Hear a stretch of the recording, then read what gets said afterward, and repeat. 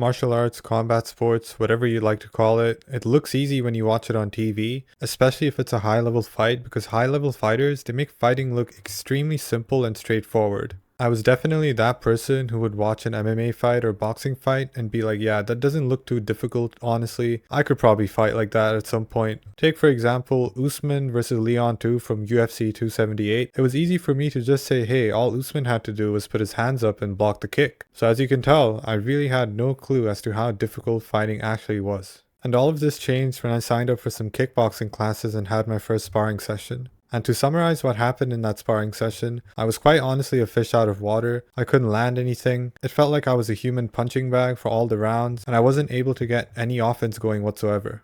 That's when I came to the realization that fighting was incredibly difficult, and had I not sparred before, I would have never knew how difficult fighting actually was.